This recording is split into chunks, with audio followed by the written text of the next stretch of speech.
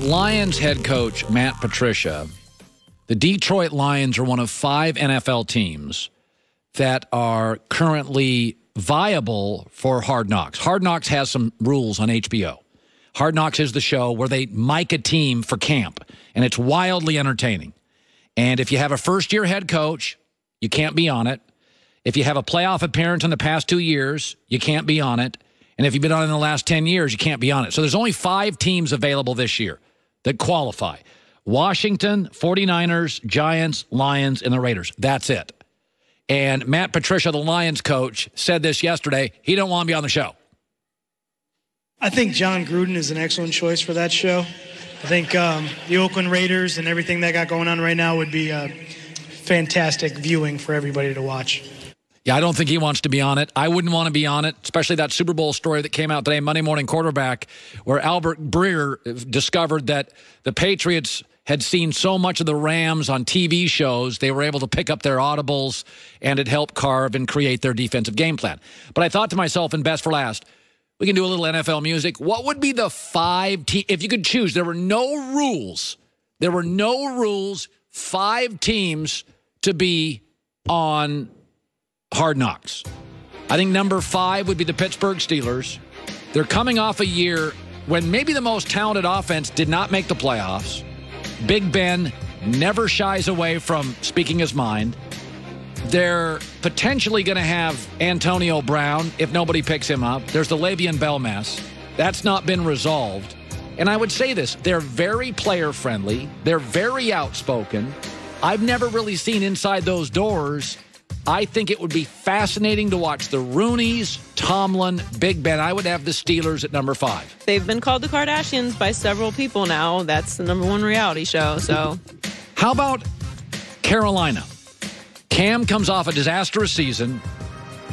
You're getting to a point now, it does appear that the head coach, Ron Rivera, and Cam Newton don't see eye to eye. They brought in a new coordinator. It didn't work. He's coming off injury. And, by the way, Cam's fascinating. You put him on camera, the ratings go up. Good-looking, fashionista, hipster, and sometimes immature. I think they'd be fascinating. They also, Eric Reed just signed. He's Kaepernick's ally. Maybe that's something. I think number 3 would be the Green Bay Packers.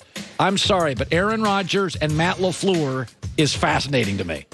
I have no idea how it's going to work out. You're going to have this all-time great talent, Aaron Rodgers, and then this 35-year-old kid is the head coach. Maybe get a cameo from Danica Patrick, but I think that what I'm really interested in watching is Aaron Rodgers' legacy now. If he doesn't turn it around here in the next 2 years with Matt LaFleur, he's a 37-year-old guy working on his 3rd coach. And Peyton Manning's, Elway's, Brady's, are in a totally different class. This is go time for Aaron Rodgers and his legacy. It's go time with Matt LaFleur, who's, by the way, been a coordinator 1 year of his life. Number 2, I know you're going to think it's boring. I think New England. I know you think it's boring, but watching them have to be filmed against everything that's in their DNA is interesting to me.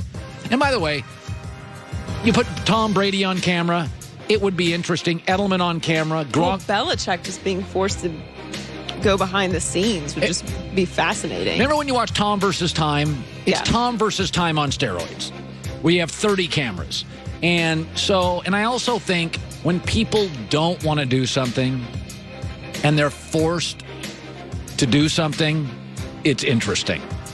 And then I think number 1, and I'm not sure it's close, the Raiders. First of all, I think, Joey, you've heard me say this. I still think John Gruden sees himself as a little bit of a TV star and a football coach. Like, if you do something for 10 years and you're really good at it, you can leave the business, but it's still part of you. John Gruden was a TV star for 10 years. In fact, I'd say he's a bigger TV star than a football coach for 10 years. Then he becomes the Raiders coach. I still think he's got 10, 20% football TV star in him. You're coming off a 4-win season. It's the biggest draft in the NFL for a single team in forever. They got rid of Khalil Mack, Amari Cooper. This draft is the franchise. This is the franchise. They don't have a home stadium next year. I think there's the Raiders have a little bit of Derek Carr, John Gruden, a little drama there. So I think my top 5, Steelers, Panthers, Packers, Patriots, and the Raiders. I don't think for all those reasons that you mentioned, the NFL is going to pick the Raiders to do it. They need the Raiders to work. They're moving them to another city. How would you, the NFL makes this choice, right? So give me the choices again. What are the teams that I can choose? Man, there's a lot of boring. Okay, so Washington's going to be awful. I'm not interested. Alex Smith, starting quarterback, I'm not interested. Detroit, I'm just not interested. Giants, Eli Manning, a wonderful guy, not interesting. No, I think that the 49ers and the Raiders are the most interesting. I think the NFL needs the Raiders to work, and this particular season, being that they don't even know where they're going to play, all the dysfunction that they had last year, and the fact that they need the Raiders to work because they're moving them to another city in a brand new stadium.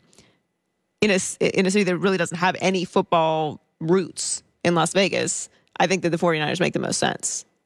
Odell Beckham does... Can you imagine being HBO? You'd put Odell Beckham in every... I mean, Beckham and Saquon Barkley are good-looking, fun, highly energetic guy. So you just put... I think the Giants, if you think about it, I'd get 60% of my show would be Odell, 30% would be Barkley, and then it would be... Well, if the Giants draft a quarterback...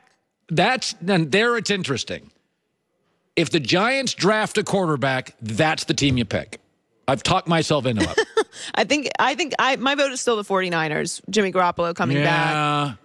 But There's Kyle some Shanahan's talk about Antonio Brown going there if there's a trade that's made. The 49ers are the most interesting. They make the most sense out of that group, I guess, at least. You know who my staff just whispered in my ear, and I love when they do that. Bill Polian's on the show tomorrow. My friend Bill Polian.